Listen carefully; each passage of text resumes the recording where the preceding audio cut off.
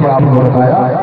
इस 4 किताब में और भी मंत्र है, वक्त नहीं है, मैं सिर्फ इशारा करते जा रहा हूँ, इसलिए मुझे अभी मुहैया का सफर करना है।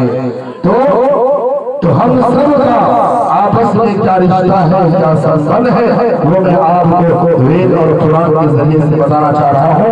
मेरे हिंदू मुसलमान भाइयों, हम सब का माँ बाप भी है और हम सब का पैदा करने वाला ईश्वर परमात्मा भी एक है कि नहीं? आप लोग बड़े जोश है कि नहीं है?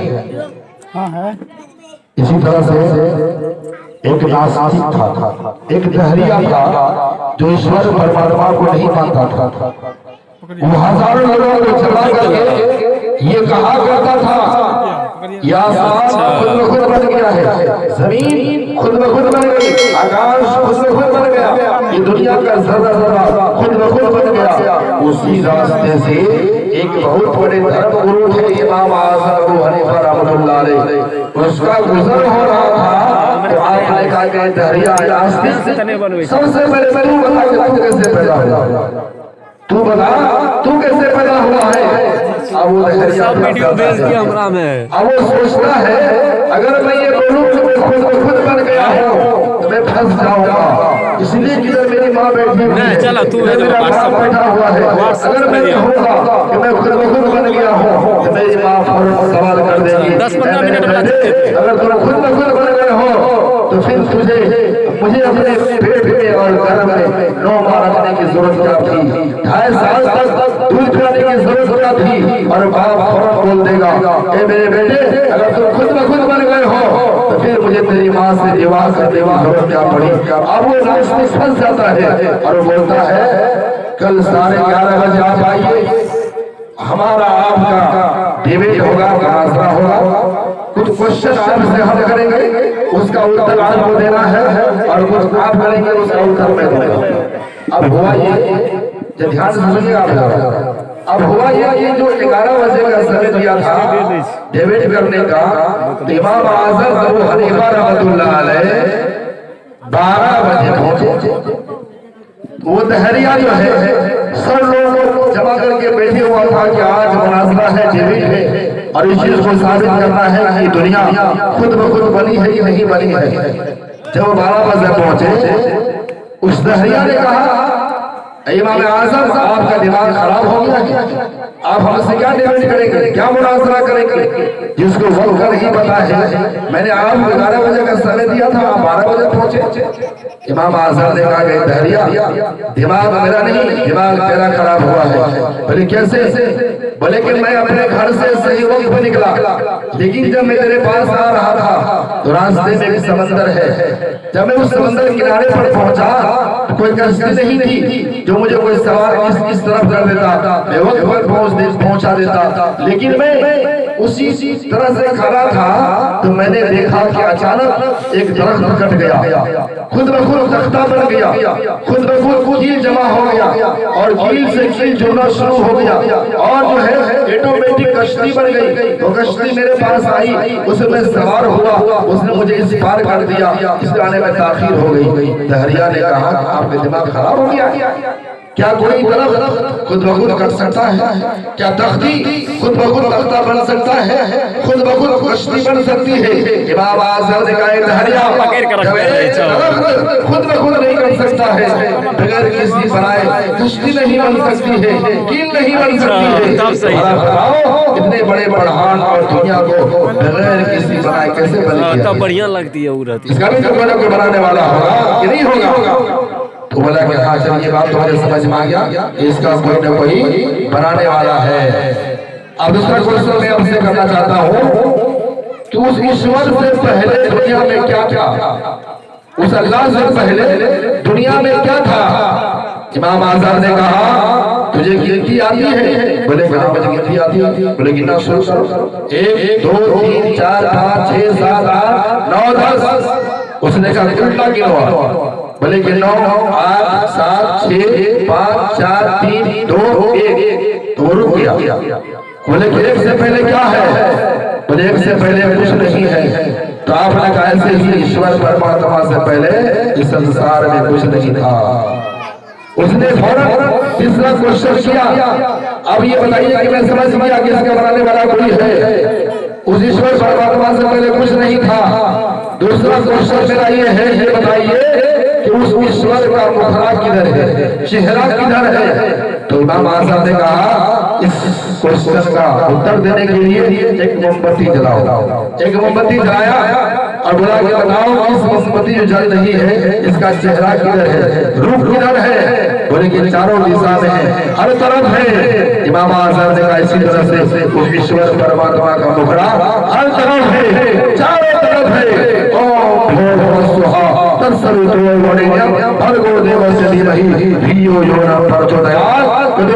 परमात्मा का जहाँ भी नाम लोगे, चाहे हिंदुस्तान में, पाकिस्तान में, जापान में, जहाँ भी तुम नाम लोगे, ईश्वर परमात्मा को वहां पर पालोगे, वो हर जगह पर है। उसने लास्ट क्वेश्चन किया, ये बताइए ईश्वर परमात्मा इस वक्त क्या कर रहा है, इस वक्त क्या कर रहा है? तो आपने कहा कि मैंने तमाम सवाल का जवाब, तमाम क्वेश्चन का उत्तर नीचे बैठ करके दिया है, लेकिन इस सवाल का जवाब देने के लिए एक शर्त है, तुम कुर्सी से नीचे आओ, मैं कुर्सी बैठूंगा तब मैं जवाब दूंगा। ठीक है? जब वो कह दिया नास्तिक जब कुर्सी से नीचे वो जाने लगा, इमाम आज़म कुर्सी पर बैठने लगे, आपने कहा हमारा क्वेश्चन क्या था, ईश्वर परमात्मा अभी क्या कर रहा है? तो ईश्वर परमात्मा भी तुझे कुर्सी से उठा रहा है, तुझे बैठा इस वक्त वही कर रहा है। इसलिए मेरे हिंदू मुसलमान भाइयों, हम सबका ईश्वर भी, हम सबका परमात्मा भी, हम सबका पैदा करने वाला भी एक है। और जितने दुनिया में ऋषि मुनि आए हैं, हिंदू धर्म के मुताबिक 64,000 ऋषि मुनि इस दुनिया के अंदर में आए हैं, और मुसलमानों की किताब के अनुसार 1.25 लाख ऋषि मुनि नबी पैगंबर इस दुनिया के अंदर में तशरीफ लाए हैं। तमाम ऋषियों ने, तमाम मुनियों ने उसी ईश्वर परमात्मा की लोगों को दावत दी कि लोगों तुम सबका ईश्वर परमात्मा एक है, तुम सब उसी की इबादत करो, उसी की पूजा पाठ करो, उसी की इबादत करो, उसी की वंदना करो। तमाम ऋषियों ने, तमाम मुनियों ने यही बातें बताई। श्री कृष्ण जी जो बहुत बड़े अवतार हैं अपने जमाने के, और बहुत बड़े वली थे अपने जमाने के, जब आपके मानने वालों ने श्री कृष्ण जी से सवाल किया, हमारे गुरु हमें सुकून कैसे मिलेगा, शांति कैसे मिलेगी? तो श्री कृष्ण जी ने गीता का 18 श्लोक ने क्या फरमाया, तमेव सर्वं गच्छा सर्वभावेन भारत तत्परस्तात् परां शान्ति मस्तानम स्यासि शाश्वतम। अगर तुम दुनिया में चैन और सुकून चाहते हो तो हर प्रकार से उसके शरण में चला जा, जिसके शरण में जाने से हमें भी और तुम्हें भी और कायनात में बसने वाले तमाम इंसानों को सुकून मिलता है। वो कौन है? वो अजन्मा है, वो दिखाई नहीं देता है, वो अमर है, उसकी मृत्यु नहीं होती है, उसको मौत नहीं आती है, उसी की पूजा प्रार्थना की जाएगी। तो तमाम ऋषियों ने, मुनियों ने बातें बताई। अब एक मौजू है कि अवतार किसको बोलते हैं, नबी किसको बोलते हैं, और मोहम्मद रसूलुल्लाह सल्लल्लाहु अलैहि वसल्लम कल की अवतार है। और वेदों के अंदर में मोहम्मद रसूलुल्लाह सल्लल्लाहु अलैहि वसल्लम का बहुत जगहों पर तज़किरा है। मैं आपको नाम ले करके बहुत से मंत्र सुना सकता हूँ, लेकिन वक्त की किल्लत है, मुझे दूर जाना है। इसीलिए कि ऋग्वेद में लिखा है कि इस दुनिया के अंदर में विष्णु भगवान के 10 अवतार थे, विष्णु भगवान के 9 अवतार आ चुके हैं, और एक अवतार कलकी के जमाने में आएगा, कलयुग में आएगा। 4,25,000 साल के बाद उस कलकी का जन्म होगा। उस कलकी से क्या मुराद है, क्या वो कलकी आ चुके हैं या आएंगे? करीब होगा तो मैं इंशाअल्लाह हदीस और कुरान और वेद पुराण के जरिए से मैं साबित करूंगा कि जिस कलकी का आप इंतजार कर रहे हैं वो कलकी अब कोई नहीं आएगा, वो कलकी आ चुका है, जो आज से 1000 साल पहले मक्का के सरजमीन पर पैदा हो चुका है, वही कलकी है। इसलिए कि हिंदू धर्म में 4 युग है, सतयुग, द्वापर युग, त्रेता युग और कलयुग, और ये कलयुग का जमाना चल रहा है। और ये बहुत ही खतरनाक जमाना है, ये कलयुग का जमाना चल रहा है और इस कलयुग के जमाने में उस कल्कि के जन्म होने का वक्त बताया गया था। सिर्फ मैं आपको मंत्र पढ़ देता हूँ, जिस मंत्र के अंदर में उस कलयुग के बारे में बताया है उसके अर्थ में नहीं बताऊंगा, वक्त नहीं है। एक श्रीमद् भागवत महापुराण का 4 मंत्र है। इतकड़ो गणपराय जनेश्वर भगवती धर्मतराराय सत्वय भगवान अवदिष्यति अज्ञान हेतु किरत मोह अंधकार नाश विदाय वेदतो दियते विवेका ए दशमित्रंतर मलिकाचार समन्विता महामदख्या सिद्धखा समन्विता वेरहामि दुरूस सहारे वाले वरुण तपस परस्ता धियाया अश्रमा सुमारुहा देव जगतपति आश्रम साधु नमस्तेश्वय गुणपिता सक्षुद्रा मंगलिका चो हरा परा पीठी भवन संसारे विष्णु लससो गिरे सोति परा दुर्भाप्य कृष्ण अवतार दिया प्रीतम हरुण सुवाल सत्यवा संगड़ा साधु भाव लाइला हर हर पाप इल्ला ला परम जन्म गुण प्राप्ति जबे नाम कला ज्ञान पर बात कुछ राखो वेद ज्ञान सतमत मागो सतमत विक्रम परवरा महाभोग चतुर्थ तंगा राजनीति भाव भक्ति दिखावे आपन पद सबका समझावे सुरत चतुर्थ सारे समय वारी तब तक मति सुंदर गोया महामद पावा हो। ये जो मैंने श्लोक और मंत्र मैंने आपके सामने पढ़ा है, इस श्लोक और मंत्र में उसी कल्कि के बारे में बताया गया है। अगर मैं इसको बताना चाहूँ 3 घंटे आपका लग सकता है। कभी आप लोग मुझे बुलाइएगा तो मैं तफसील के साथ जो श्लोक और मंत्र पढ़ के जा रहा हूँ इसके बारे में आपको बताऊंगा। और लास्ट में मैं आप नौजवानों को अपने माँ बाप के हुकूक को बताने चंद बातें अपनी जगह देता हूँ। मैं नौजवानों इस दुनिया के अंदर में जो पता और पता होते हैं इसकी आप इज्जत कीजिए, इसकी आप मदद कीजिए। अल्लाह के रसूल सल्लल्लाहु अलैहि वसल्लम ने बेशुमार जगहों पर माँ बाप के हक को बताया है, माँ बाप के साथ अच्छा शुरू करने की ताकीद फरमाई है। अल्लाह के रसूल ने फरमाया जो इंसान अपने माँ बाप को मोहब्बत की निगाह से एक बार देख लेता है, अल्लाह ताला एक मरतबा मोहब्बत की निगाह से देखने में उसमें एक हज मकबूल का सवाब अता फरमाता है। जब माँ बाप को देखने में एक मकबूल हज का सवाब मिलता हो, जो इंसान अपने माँ बाप की खिदमत करता हो, उसके खाने का सोने का अच्छा इंतजाम करता हो, भला बताइए उस इंसान को अल्लाह के पास बड़ा मकाम मिलता होगा। इसलिए अपने माँ बाप की हम कदर करें, उसकी इज्जत करें। और अगर तुम चाहते हो कि हमारी औलाद बुढ़ापे में लाठी का सहारा बने, कि हमारे बच्चे जब हम बूढ़े हो जाए हम मुझे कुछ खाना खिलाए, मेरे साथ अच्छा व्यवहार करे, तुम पर जरूरी है कि अपने माँ बाप के साथ अच्छा सलूक करो, तभी बच्चे तुम्हारे साथ अच्छा सलूक करेंगे। अगर तुमने अपने माँ बाप को सताया, दुख दिया है, मारा है, पीटा है, अल्लाह अल्लाह तबारक व तआला इस बच्चे के जरिए से जरूर पिटाएंगे, बदला दिलवाएंगे, इस वक्त तुम्हारी मौत नहीं आ सकती। इसलिए अपने माँ बाप की मदद कीजिए। खुश नसीब है वो इंसान जिसके माँ बाप का साया है, जिसके माँ बाप जिंदा है। आप उनसे दुआएं ले लीजिए। अल्लाह पाक की कसम, माँ बाप की दुआ से अल्लाह ताला कभी औलाद की तकदीर को सवार दिया करता है, तकदीर को बदल दिया करता है। एक दिन वाक़या बताता हूँ। एक मरतबा हजरत अली रज़ियल्लाहु अन्हु मक्का में आराम फरमा रहे थे और आपके साथ चंद साथी भी थे। तो रात में हजरत अली ने किसी के रोने की आवाज को सुना।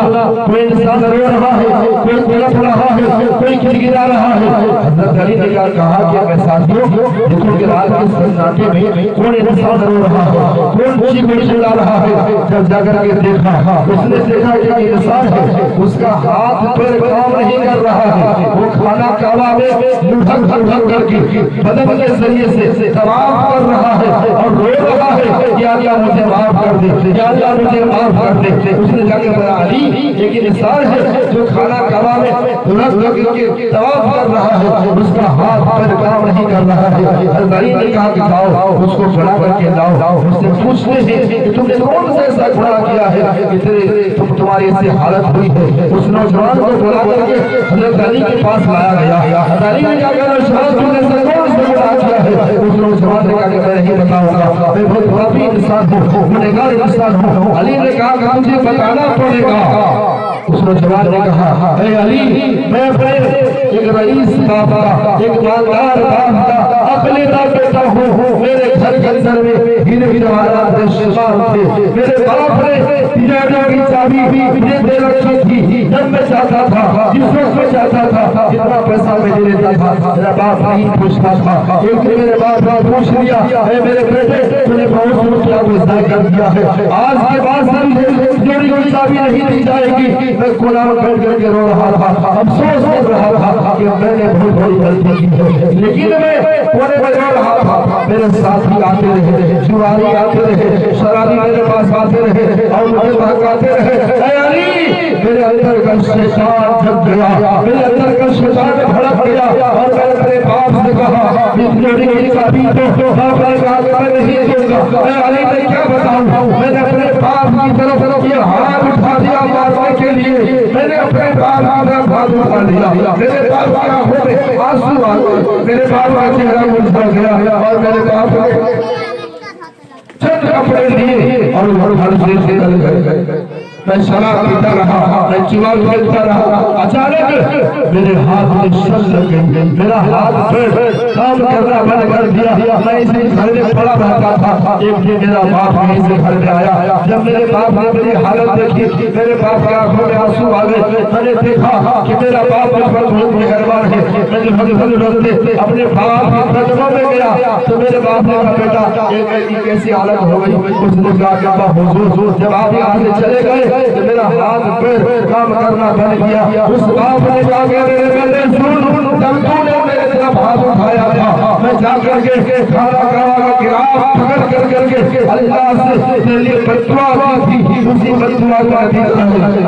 लेकिन बेटे चल उसी अल्लाह के पास जाते हैं और खाना का गिलास पकड़ करके उसी अल्लाह से उस से तुम्हारे सेहतयाबी की दुआ करते हैं। मेरे बाप ने एक खच्चर बनाया, उस खच्चर पर सवार होकर जैसे मैं जाने लगा, कुछ देर गया कि मेरे खच्चर के पैर में ठोकर लगी।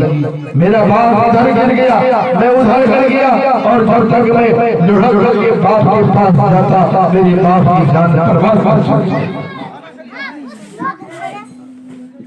मेरे बाप का इंतकाल हो चुका था। क्या पता आज 1 साल नहीं, 2 साल नहीं, 5 साल नहीं, बल्कि 12 साल हो चुके। 12 साल हो चुके हैं। मैं 12 साल से इसी तरह से हर साल हज करने के लिए आता हूँ।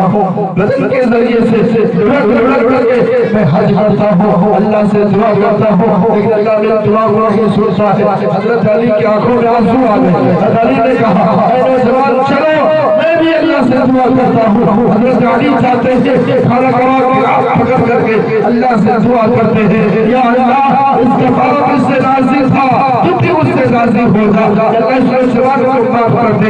इसलिए अल्लाह इस नौजवान को सलामती अता फरमा। अली दुआ कर रहे थे, देखा कि उस नौजवान के हाथ पैर काम करने लगा, ताकत आ गई बदन के अंदर में। हज़रत अली ने ऐलान किया ऐ लोगों, जिसका माँ बाप उससे राजी है अल्लाह भी उससे राजी है, जिसका माँ बाप उससे नाराज है अल्लाह भी उससे नाराज है। अगर अल्लाह को राजी करना चाहते हो तो माँ बाप को भी राजी करो, जिसका माँ बाप उससे राजी है अल्लाह भी उससे राजी।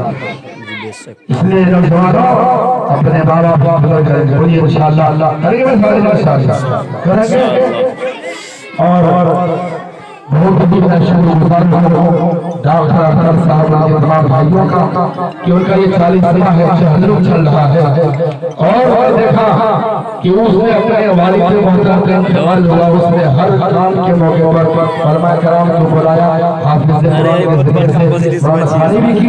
ये बहुत अच्छा काम उन्होंने किया है। आप लोग भी दुआ कीजिए अल्लाह तबारक अपने अखलाक साहब की मग़फ़िरत फरमाए, अल्लाह उसको कब्र में खैर सुकून अता फरमाए। सभी दोस्तों से आला से आला मकाम अता फरमाए। एक शायर ने क्या खूब कहा है कि हर दम क्यों तैयार हो, हर दम क्यों तैयार हो पाप कमाने के लिए, हर दम क्यों तैयार हो पाप कमाने के लिए। अरे कुछ करो ख्याल यहाँ से जाने के लिए, कुछ करो ख्याल यहाँ से जाने के लिए।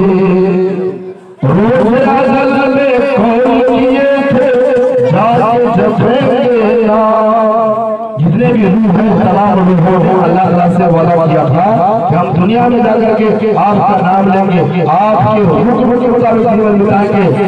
कौन अजल में कौन किए थे जाके जबेंगे ना, जग संसार में आके बंदे भूल गए सब काम, तो पीर पैगंबर आए हैं, तो पीर पैगंबर आए हैं समझाने के लिए। अरे कुछ तो करो ख्याल यहाँ से जाने के लिए, कुछ तो करो ख्याल यहाँ से जाने के लिए। जिस तरह से हिंदू भाई पढ़ते हैं मुसलमान पढ़ता है, लेकिन दोनों के पढ़ने का तरीका अलग अलग है। हमारे हिंदू भाई पढ़ करके भाग हो जाते हैं, मुसलमान पढ़ के भाग हो जाता है। तो शायद कोई कहा हिंदू मर कर खाक हुए और मुस्लिम हो गए खाक, हिंदू मर कर खाक हुए और मुस्लिम हो गए खाक। सोने जैसा जिंदगियां मिट गई रहा कोई ना पास, हिंदू कर राग हुए और मुस्लिम हो गए खाक। सोने जैसा जिंदगियां मिट गई रहा कोई ना पास। तो अपने समधी आए हैं, अपने सब रोते हैं दिखलाने के लिए। जब मतलब कोई एक हफ्ता 2 हफ्ता सब रोते हैं, उसके बाद सब भूल जाते हैं कि नमाज का इंतकाल हुआ मरी तो वही बात कहा इस शेर में।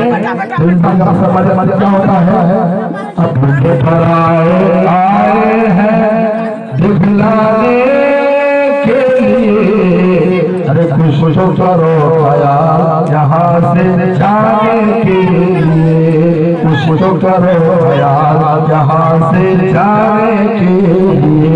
हर दम क्यों तैयार हो पाप कमाने के लिए।